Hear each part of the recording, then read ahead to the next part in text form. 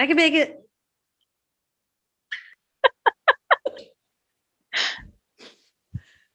Hey, everyone. You Liz almost is trying to hold in a sneeze. Sorry, guys. You're fine. I'm trying to. We're just trying to sneeze. I was trying to hold in a sneeze. So if I sneeze later on, that's why. But I'm ready to go.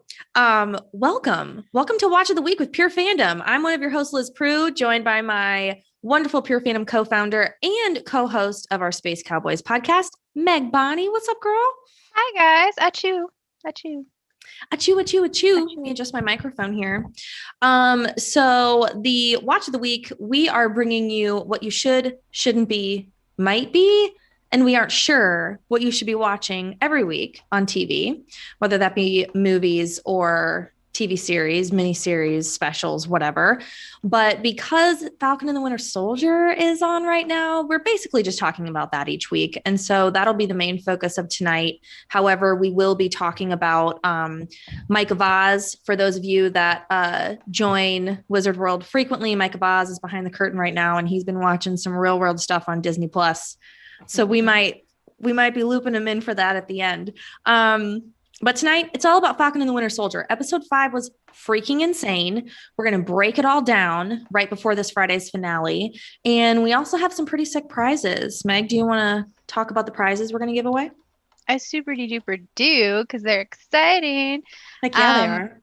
So stickers, like I know I'm in my 30s, but I love stickers. So we're going to give away some stickers. And it's the leg hug sticker, which I think is like the best scene ever. And then we're also going to give away, it is a spiral notebook, my other great love, spiral notebooks. It is the Winter Soldier code book, but it's a spiral notebook, so it's a little more, suitable to your everyday life. Jot down your dreams and your hopes. No revenge list, hopefully.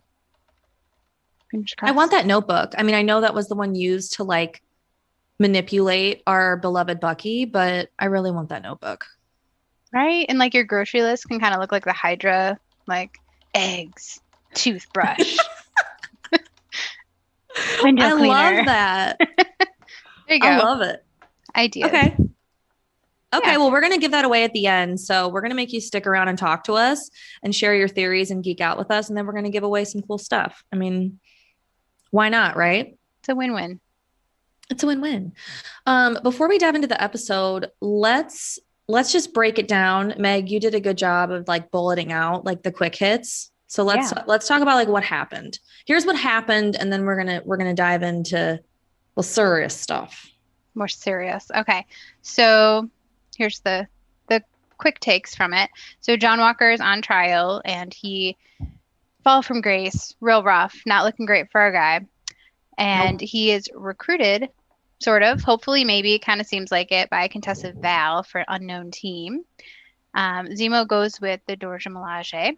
So, bye, no more dancing, sad face. But he's not dead. Yeah, he's still alive for now.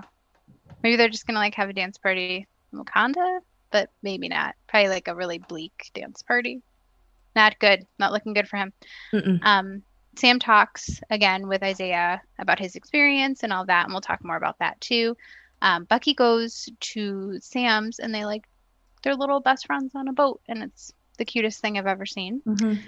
And Sam gets all like fight training with the shield, and there's like a whole like running menagerie of funness, working out. It's good times. I mean, visually, A+. Fun to look at. Like, things to talk about, oh heck yeah. Like it's like movies were baked into this episode. Like a buddy comedy, drinking beer on the boat, hitting on his sister. That was in there. An action movie where he's like training for a big fight. He throws a thing at a tree and rah. And he gets faster, like it's great. Like, look at him go. Like, I already thought he was like beefy and awesome. Ooh. He's just beefier and awesomer. Anthony Mackie. Earning those Marvel money, earning that Marvel dollar. I love it. I mean, he could get it at the beginning of this episode before he was running around a bunch and getting all sweaty. So like extra at the end. Big fan. We love it. Drop in the comments what you guys thought of the episode, what you would rate it what you would rate episode 5, 1 through 10, 10 being the just amazing, 0 being terrible, which we all know it wasn't, but would love to see what you guys thought of the episode. As far as like, okay, there are so many important things to talk about, but let's start with where we left off last week. John Walker's fall from grace. So we pretty much pick up where we left off. There's a massive fight between the three of them, which was so good. We knew it was coming. Mm-hmm. And I think I loved that it was kind of like a classic, like it was like you said, it was like a movie, like it was like a big fight from the Winter Soldier or Captain America Civil War, like it, and mm-hmm. it ended, the show is very dark and intentionally dark. And the fact that it ended with them getting the shield, John physically broken, mentally broken, emotionally broken, Sam's Falcon gear is broken. And I thought it was incredibly powerful that Bucky just picks up the shield, and just drops. Should give him a sword. But yeah, go on. Actually, we need to talk more about that. He 100% needs to have a sword. That's, drop in the comments if you think he should have a sword, because Bucky should absolutely have a sword. But when he dropped the shield in front of Sam, it was so well done in how he dropped it, because it wasn't like a, it was just like, you gonna hold on to it this time? Mm-hmm. You gonna keep it this time? And I think the fact that it was brought to Sam in that way, because Sam fought hard and knew it was a hard fight, and it wasn't a fight like we were fighting the bad guy, because John Walker's the bad guy, but he's not. They're also trying to save him from himself. It's not like at that point he hadn't gone down the path. I mean, yes, he murdered that guy with the shield. It was horrible. He's gone down a path of no return, but he hasn't fully gone down it. He took the serum. He's a war veteran from Afghanistan. He's fought for our country. I love that they had that scene. We'll talk about that, but the scene where he's in front of, and pardon my ignorance on what the council is call that he was in front of, where he said, you made me do this. And they alluded to the terrible things he had to do at war, and Bucky and Sam know this as they're fighting him. So it's not so black and white like it is with fighting Thanos's lackeys, mm-hmm. like it was in that subway scene in Infinity War, right?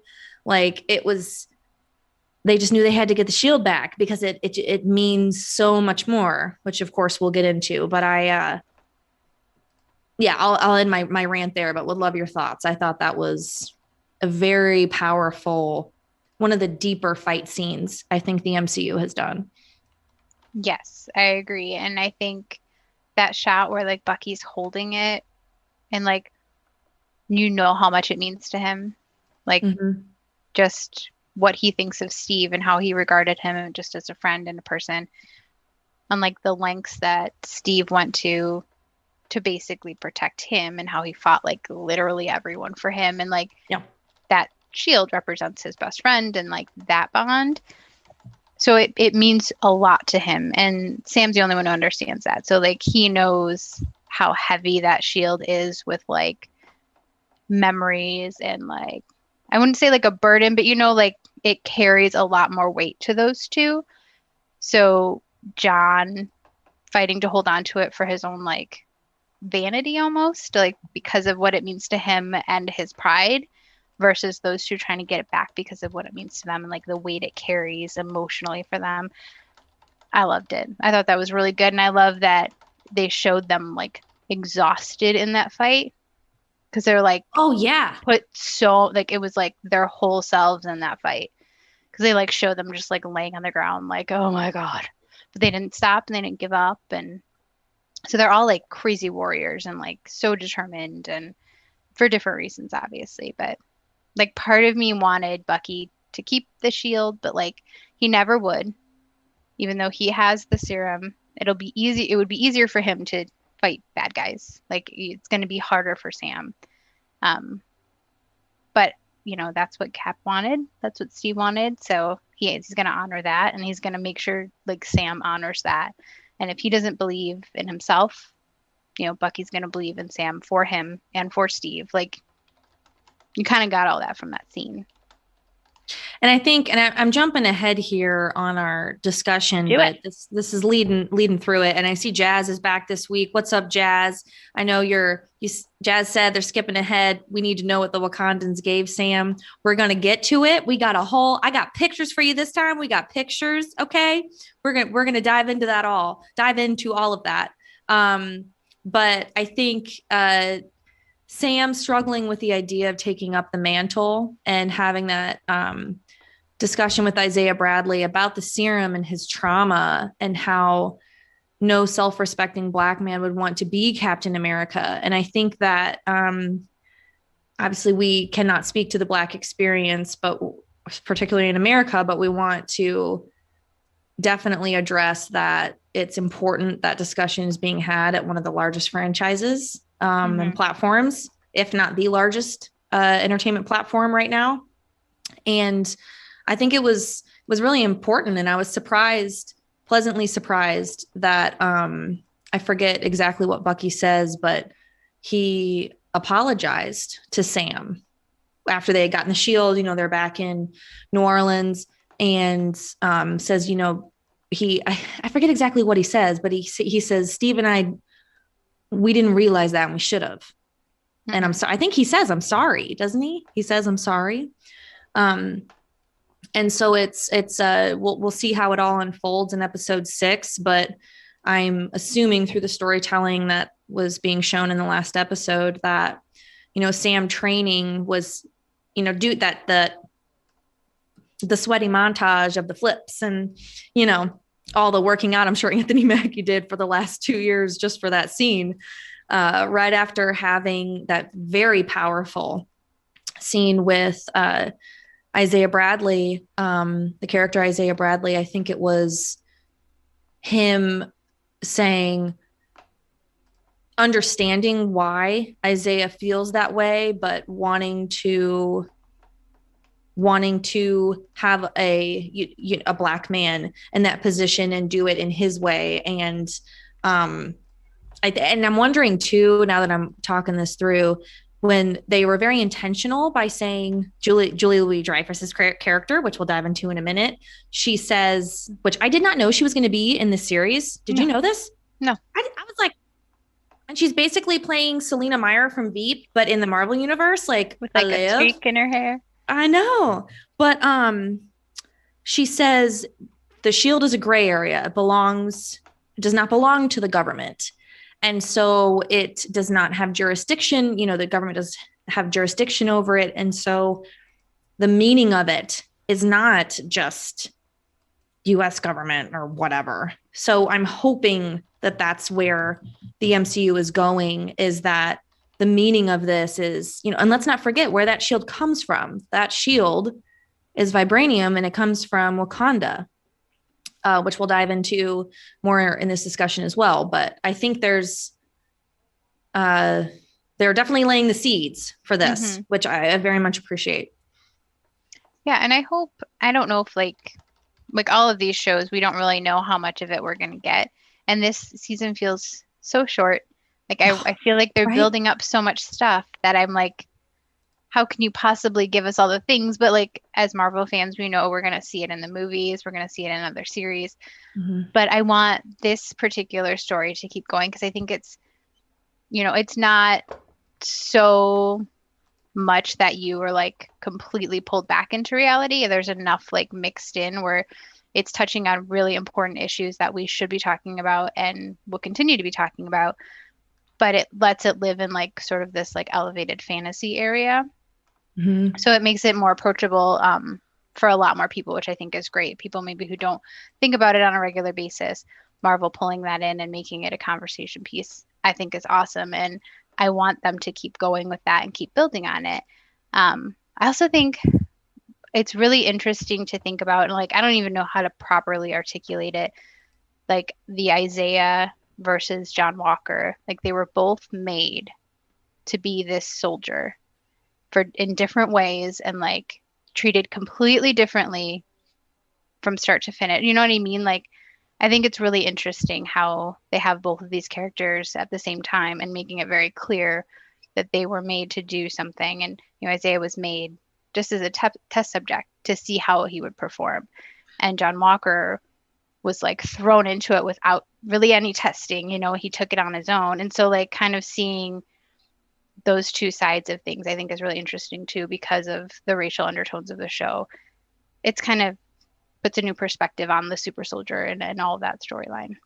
Well, John took the serum unbeknownst to the government too. Right. But I think, and we are not going to get political on this, but I think that it was intentional to show how John Walker was treated for his actions as a white soldier, and Isaiah, after hearing his story and what he did in saving people and how he was treated as a Black man is a message that the MCU intentionally put out. So I think that is something I'm happy that they're pursuing with the platform that they have. So before we dive into the suit, because we got a whole thing with the suit, y'all. Contessa. Okay. Julie Louis-Dreyfus. I love her. I was like, first off, I want you guys to say this in the comments, and I'm sorry, Mike, I don't have the chats pulled up, so I might lean on you to drop them in here, but I can pull them up here. I'm slacking today, guys. I'm slacking. You are not. But I want to know. That's what I'm here for, Liz. I'm here to drop the comments, so don't worry. I know, but I just put you on this. Focus on Contessa. Okay, I know. I just put him on the spot on the air. Sheesh. But so I would love to know everyone's thoughts. Like when you saw those heels walk through that hallway, who did you think? And I beg, while everyone's dropping their stuff in the comments, who did you think it was? Because I wasn't even thinking it was someone new. I was thinking it was someone we already had been introduced to. I don't even know. And I think my first thought from a faraway distance was a character that I think she died. Actually, no, I know she did die on Agents of S.H.I.E.L.D. She was a higher up in S.H.I.E.L.D. and she kind of had that jacket vibe situation. So you could tell it was she was here for business. And I loved how she had such a comedic, and because she's freaking brilliant. She's got 11 Emmys, 12 Emmys. So her little just comedic quirks that she had, I for some reason wanted her to be on screen with Paul Rudd Ant-Man at some point. It was the first thing I thought of. How can she stay and then talk to him? Because the two of them, it just reminded me of him and his cadence, how he speaks, I just I want them to be in a thing. And we don't really know where she's going, and she's going to be in something. They wouldn't pull her with all her damn Emmys to just show up and walk down a hallway, even though she did that flawlessly. She's got to be in one of the shows. Well, they have and I'm sorry, did you say that she was the Secret Invasion series, the new series on Disney Plus with Nick Fury? I don't know if she's officially in that though. Right. So she could be though. And I saw yesterday on Instagram, Emilia Clarke, Daenerys Stormborn Targaryen, first of her name, breaker of motherfucking chains, is in talks to be joining that series as well. Okay. Mm-hmm. And I was looking up to see, we're looking up on the fly here. So I think this is from Vanity Fair. You're right. 11-time Emmy Award winning girl. Contessa Valentina Allegra de Fontaine. I guess according to sources close to production, she was first slated to appear in Black Widow, but we all know I don't know what's happening with Black Widow. I just want to see the damn movie at this point. Whatever. But she is, hold on. She's gone by many names, but the one that carries the most potential in this context is Madame Hydra. Yes. And a number of women have had that title? Yeah. Okay. Yeah. Yeah. Hydra is, I feel coming back. So they killed off Hydra in Winter Soldier, that ended. And there was Hydra in Agents of S.H.I.E.L.D., the TV show. But yeah, it definitely shifted to more of like an alien, you know, Right. that sort of villain. So I want Hydra back. Like, I think this is a great way for Hydra to come back. Yeah. And like, again, not to get political, but like it does feel reflective of our society that this like underbelly of stuff is just bubbling back up. And I feel like it's a good time for Hydra to reappear. Right. I'm not saying hail Hydra, but I'm saying come on back. And if you bring, you know, Madam Hydra in that form, then yes, I'm all for it. And I thought, so at first I thought she could have been Colby Smulders, like coming to warn him, like, come with me now or not. And he'd be like, no, and then leave. Like, I was like, maybe it could be her. Micah Voss thought it was going to be the power broker / Emily Van Camp, who we believe to be the power broker, Sharon Carter. But oh yeah, and Mike said too, it was supposed to be like a reveal in Black Widow. So she could be tied to who trained Natasha, the Russian spy thing. Oh, she is like a Russian something. Yeah. Like that, like a Russian agent. Right. And fun fact, in some random show, I don't know, I just saw this on Google, but Lisa Rinna played Contessa at some point. And just, you know, seeing her on Beverly Hills Housewives right now, that's just kind of amazing to me. So fun fact, you know, I had to bring Bravo in. I have to tie Bravo. A bell goes off, ding, Bravo, ding, Ewoks, ding. Every time Bravo or Ewoks is brought up, you have to take a drink, guys. Ding. Okay. Yes. This is why they pay you the big bucks. God, Mike. Bravo or Ewoks. From now on, everybody watching at home, ding of the bell, drink. I love it. I love it. New tradition. Can we just talk about for a second the ridiculously cute drinking on a boat scene? Not to jump ahead, I just want to make sure we give it some time. No, let's do it.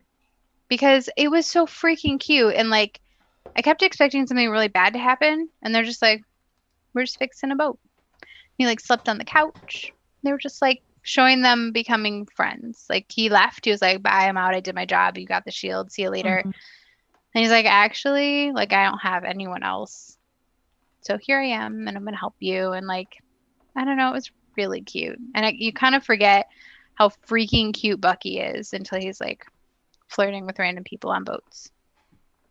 Well, you know that the main ship I stand on this show is Sam and Bucky. But now, like, if by the end of this series, meaning it in its entirety, okay, not just the season, the series, if Bucky doesn't find true love with Sam's sister, hashtag opportunity missed. Right?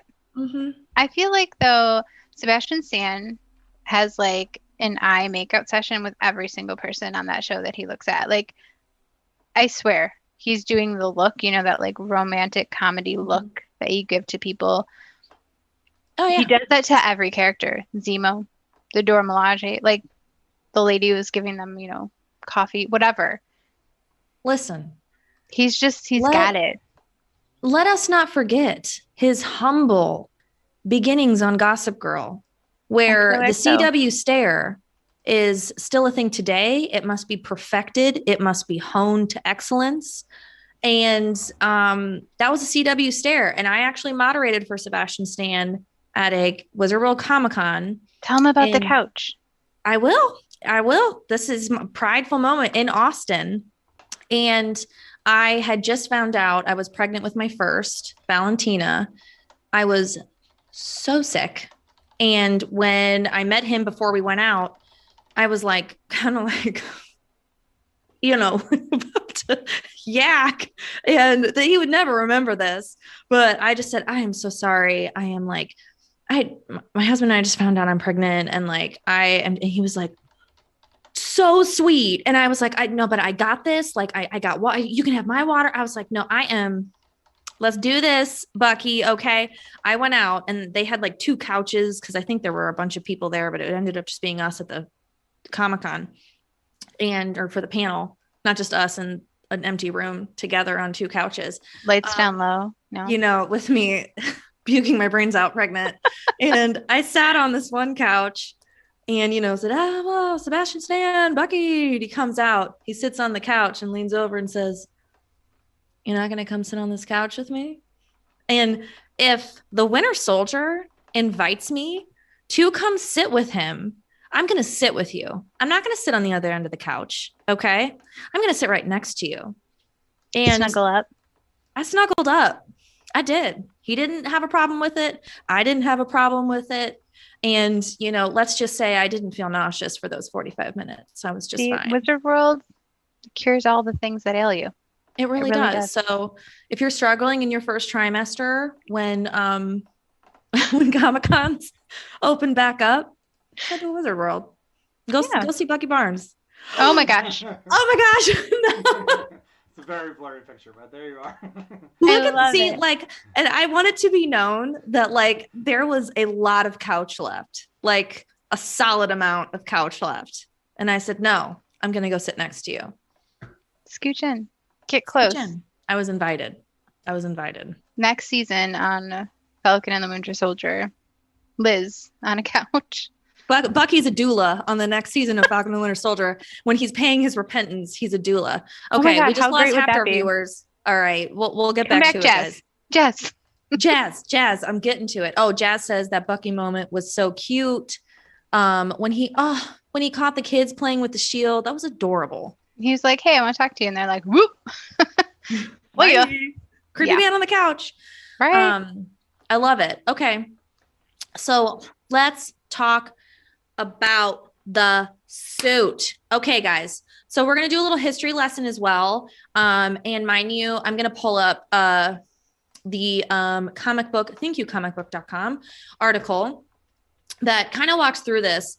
So what's cool is in the classic Marvel comics, it's King T'Challa, the Black Panther, of course, who gives Sam, and I'm quoting comicbook.com here, the gift of flight when the Harlem hero journeys to the technologically advanced African kingdom of Wakanda. And what's really interesting is that, so at this point in the comics, he's seeking a power upgrade so that way he can be, quote, something more than a costumed athlete. So he meets with T'Challa over Avengers, Hank Pym and Tony Stark. And what's cool is, and I think we have this photo here too, in the comic, Cap says, "Hey, let's hook you up with Hank Pym." Of course, Pym particles, Michael Douglas allowed them to travel through the quantum realm to save the world, save the universe, or Tony Stark. And as you can see here, Sam says, no, the guy I had in mind actually was the Black Panther, talking about all the scientific wonders, and then says, and he's black, which would make me feel easier. So I think it's cool that the show pulled from that in the comics too, which is cool. That's awesome. And I love this picture with Red Wing on his head. That makes him look like he has a really cool, mullet hat situation. Big fan. I wish they would have gone there. I do too, actually. And I thought that was actually his outfit there for a hot moment. And then I think when he actually gets his outfit from Wakanda, does he save? Yeah. So he saves T'Challa and then he gets this outfit. Sorry, I'm making Mike pop all over here. He saves T'Challa and says, I can do this, kind of earns his keep a little bit, earning that new suit. And then the new suit is it actually looks a lot like the movie Winter Soldier / Civil War Captain America suit, which is awesome. And it's vibranium. It's never going to break. Right. And you don't need your serum. You're cool. Right. And then just fly away because it looks like he's got wings. Exactly. And it looks badass. Mm-hmm. And it should be his own version. He has said he doesn't want to replace Steve. So it should be, and I love that they keep calling him Uncle Sam because he's an uncle and his name's Sam. It just gives you he's his own version of Captain America, and he still very much represents America in the way that he's going to honor the shield, but he's got his own spin on it, and I think that's really cool. And they should give him wings because he doesn't have the serum and he needs to fly away. Fly away from danger, Exactly. It gets a little too rough. Right. A little dicey. Mm-hmm. And I think that someone said, Jazz also said, Natalia and Bucky was a huge opportunity missed in the MCU. Oh, definitely. They're both too dry and broody. It's kind of like two cancers being together. Like, it can't happen. But they would have been so like fiery. It would have been like a flash in the pan, but like a beautiful flash in the pan. Mean, maybe. I'm telling you, I dated a cancer in college and it was just. No dice? No dice. Not even the. He's no Bucky Barnes on a couch, is he? No, he was no Bucky Barnes on a couch. Come on. I feel like Sarah and Bucky would be really good together. I feel like Bucky and I said Sarah? Yeah, that or you said ooh, not who. No, I said ooh. But I mean, I'm for if he's got to be with anyone, it's either Sam's sister or it's Oyo from the Dora Milaje. Okay. There were looks. Uh-huh. There were things happening. I do love the idea of like Bucky just flirting with everyone for the rest of time. Right. Like he's just never going to settle down because he's never going to think himself worthy of love. I love him so much. But he does deserve love. I just want like an entire like him going on Tinder, dating profiles and like hating it, and then like can we just have really weird random Bucky day in the life series? Like I want that. So once we can, I mean, Jimmy Kimmel started doing this, having in-person guests. Once we can start doing that on Late Show again, I feel like remember when Seth Meyers did the really funny bit with Jon Snow at a dinner party? Yes. And it was like Jon Snow at a dinner party and it was hilarious and awkward and weird. If we have like Bucky on The Bachelor, I think that would be, and ABC owns, or Bachelor's ABC, and which is Kimmel, and I feel like they would crush that. And bit. Disney and Marvel. Yeah. All the things. So do you think that when Sam opens that suit, do you think it's something similar to this? Like, or do you think are they not going to go there yet? Like, what do you think? Like, it has to be the Captain America suit, right? With wings. They've been honoring the comics pretty well so far. So I would say yes. And, Chris Evans has even said he was on like a recent, I think it's Vanity Fair that does it, where they have you go through your roles. It's like a YouTube series and you kind of talk about like what each one meant. And he was talking about, it was fairly recent, talking about Captain America and how he loved the, I think it was the suit, the Winter Soldier suit, which was similar to the Infinity War suit, bearded Cap. But Marvel, they're purists. And so when it came down to him really like stepping back into being the leader of the Avengers, it was the classic suit. So I think the classic look is nice. But I mean, who knows? Who knows what they'll do? I'd be surprised if they didn't. We're not going to be mad about any of it. Like him in any suit, like a man in uniform. Mm-hmm. Right. Yes. Not to objectify you, but we get objectified all the time. So, just, I mean, you're going to give us like a workout, like training montage. You want us to see and appreciate that progress, right? No one wants to see me do that. Nobody wants to. I mean, get your slippers on, honey. I got my slippers on. Nice. I don't even have shoes on. I would need wings to fly away from danger. Take me away. I love it. Okay, so we got a lot to look forward to. We know we're going to have the big reveal on Friday. There's clearly there's the big vote in New York, right? Yeah. That's what's happening. With, of course, Carly's going to be there, and we saw Carly she's further going down a deep, dark path. She's with the big baddie from the opening ship scene in the Winter Soldier film. She said, we got to bring in the bad guys to win. So she's going down a path of no return. I don't know. It's not good. Not good at all. No. No, Yeah. it's not. But I'm excited. I feel like they have a lot to do Mhm. in that episode, and it's going to be like crazy awesome. And I'm glad they had like a softer moment to sit around and just like be bros. Bros who throw giant shields at trees. Those gym mats on them. Mhm. They needed that moment. They needed that time to bond without the like Dramas. well, without Steve. Yeah. You know, and they made a point to say Steve is gone. So the only thing keeping them together is them now. Yes. And like I love that Bucky can just like turn a pipe and fix it. And that line, like, what scene was it even from where he's like, why didn't you use your right hand? Or why didn't you use your metal arm? And he's like, well, I'm right-handed. And I don't always think about it. I know. Like, what are you talking about? I thought that was hilarious. Like, yeah, of course he is. It's great. Unintentionally hilarious all Yeah. the time. I love it. I love those little moments. I think make Mhm. it so much more fun because it is such a serious show and like so much like Right. tension all the time. Mhm. So that's obviously what we watched this week. Before we get to prizes, I want to talk about something else I watched this week. Get your bell ready. I watched the freaking Ewok movie.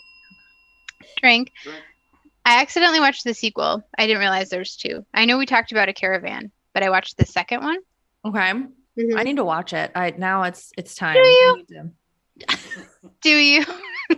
Because girlfriend, okay, so this is the second one I watched. Right. Her family gets murdered in this children's flick in like the first 10 minutes. Like this Okay. poor little child and the Ewoks that never blink and will haunt me. Drink. Mm-hmm. Like they just don't blink. And then like, oh my God, what is his name? The creepy guy that was he's like living in the woods. Wilford Brimley.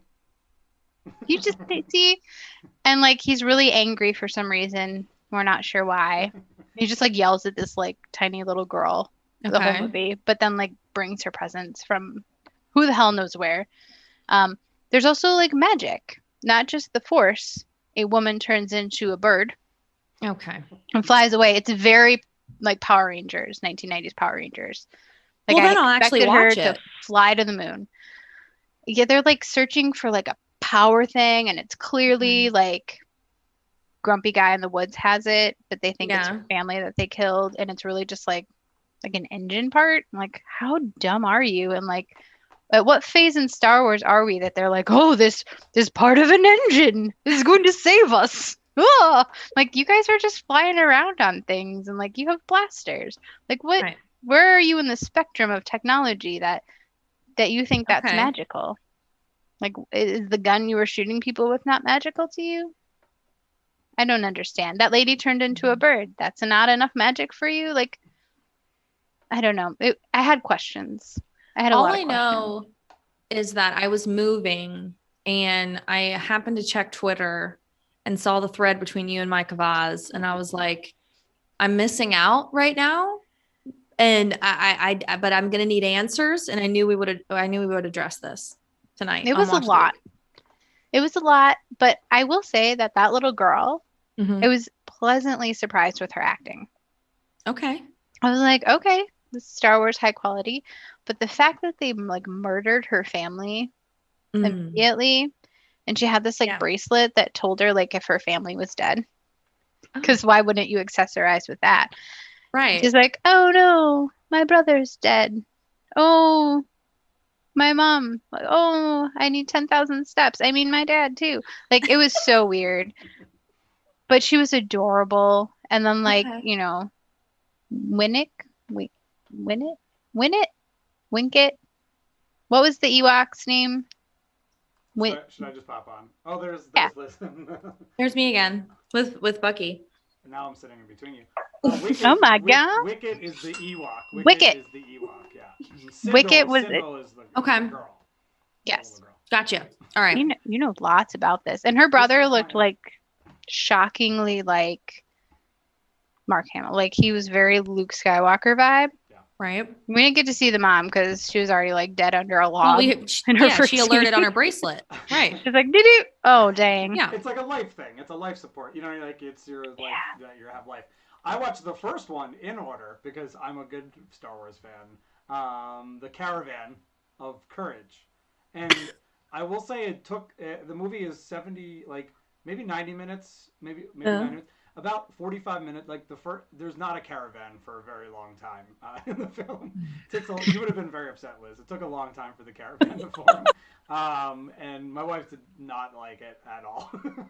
Was like, what is this? And it is very interesting because it's clearly made for children of that time, and I remember so many moments of it like so distinctly, like some of the magic scene, and it feels like that movie led to what then Willow was a way better version of, you know, like that sort of like fantasy, but like some sci-fi elements in there, you know what I mean? It's not good. They're not good. I just think that some of us were exposed to it at the right time and got us interested in Star Wars and Ewoks. And I think there's some cool like fantasy stirrings in there that then would be like Labyrinth is better and like Neverending Story is better, and so it's not good. Betray you. Yeah. Right, of course. Okay. All right. Like also, wait, was Battle for Endor was the one I watched, right? That was the second one. Yeah. So is the first one as dark as Battle for Endor because they legit start the movie? How many are there? 2. I think it's just 2. Yeah. Just 2. They start the movie with like family murder, which is like real Disney of them. So spoiler alert, because that whole family's in the first one. So now you just and then they just kill them. I mean, yeah. So the brother, they have to rescue their parents from this like evil like giant guy, and they get magical things and go on a caravan of courage, and that's dark. And then they kill them all in the very first like opening. First one is less dark and more boring. Is my review for it. Less dark, more boring. Less magic, more boring. There's a lot of magic in the second one. Have you ever seen the holiday special, Star Wars holiday special? No. No. Oh, okay. So you don't know the bad that is the darkness. I've heard of it. Okay. The darkness. So that's bad. Okay. Yeah, there's the first 20 minutes of it are just not Ewoks. Wookiees talking in Wookiee with no subtitles. And there is like the first 45 minutes of Caravan of Courage are the Ewoks talking in Ewok with no subtitles for a very long time. Yeah. Anyway, we need to get to these prizes. We're well over people. Sorry. Yes. Our fans are in the chat still and are waiting for this. Okay, I'm sorry. Prizes. I guess we're not going to get to Real Housewives of New Jersey, but we'll do it next week. No, we'll do it next week. Is that your Bravo watch of the week? I mean, just watch it. It's just, it's a bunch of nonsense. It is what it is what it is. It is what it is. Dolores isn't being with the man she deserves. I mean, I'm not saying it needs to be Frank Catania, but I'm saying, I know Frank was disbarred 2 seasons ago, but I don't know the details behind that. I don't need to. He's a fine man, and I just don't think she should be with David anymore. That's all I'm going to say about that. Drop your thoughts in the chat. I'll comment on it later. Team Dolores. Team Dolores. Okay. Team Dolores. Let's give away these prizes. Jazz, what do you want? What do you want, Jazz? You want the stickers? Jazz, take your pick. Take your pick. Maybe we should do if you put a comment in the comments right now. If your name is Jazz and you put a comment. Well, Jazz, if someone else wants, we're going to give away 3 stickers and a notebook. Jazz has been commenting. Jazz, what do you want? You can pick. You get the first choice. Jazz is our ride or die watcher listener. Yep. Thank you for joining us. Thank you, Jazz. Jazz, pick what you would like, and then for whatever Jazz doesn't pick. Who wants the scraps? Raise your hand. Who wants scraps? Put. How about this? Put your what next MCU project, TV or film, you are most excited about and why. The first 3 people that do that get the next set of prizes. Jazz is going with the notebook. All right, Jazz. Yay. Hey. Jazz, to get the notebook, email Liz@purefandom.com and Meg@purefandom.com. So we are both copied on that, and we will get you that notebook. Heck yeah. I love the leg hug. I'm definitely going to send one to me. The leg hug stickers are amazing. So yeah, comment your favorite MCU project you're excited for next. You got Loki coming up in June. We finally have Black Widow. They're going to release it on Disney Plus regardless if those theaters aren't open, y'all, in July. And if they don't, like, we're going to act it out here and what we think is going to happen. Right. Liz will be playing all of the female characters. I'll play the boy characters. And we'll add an Ewok ding. And Mike can play that. It'll be fine. We'll figure it out. Mm-hmm. We're going to improvise. We'll figure it out. Miley Rodriguez is on YouTube. Says they're very excited for the Black Widow movie. So that is their choice. So yay. Miley, email us, Miley. Liz at purefandom.com and Meg at purefandom.com, and we'll get you that sticker, girl. Or guy. Miley says they just want to get back to seeing movies, MCU movies with their sisters in person. Oh.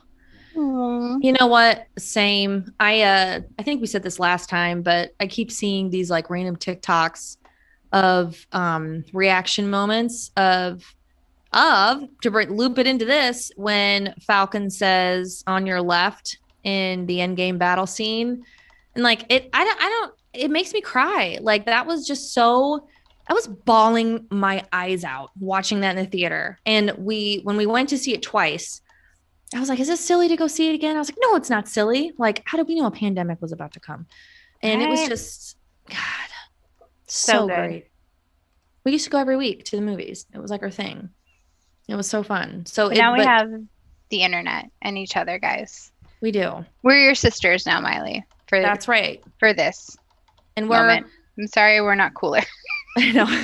Well, I see a light though. Like we're coming out of it, kind of. There's a vaccine, and I know cases are spiking right now because people are getting excited, but it's like, get your vax and then go hang out. Come on, let's do this. We're so close. Oh, I keep seeing like Facebook memories from last year. I'm like, oh, when this is over, like, oh, April 2020, Meg, you had no freaking idea what your life was gonna be, did you, girl? You didn't know, but it's okay. Didn't know.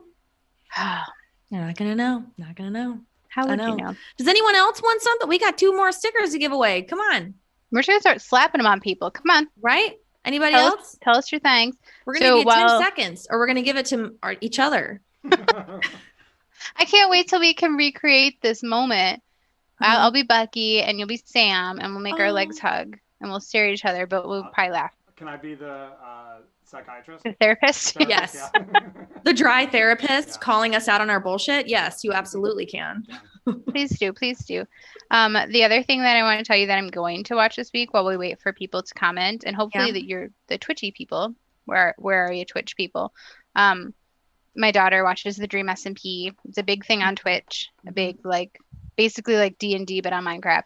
And she told me that there's this thing called the Red Banquet coming up, and she's really excited about it. And I was like, there's no way she knows what the Red Wedding is.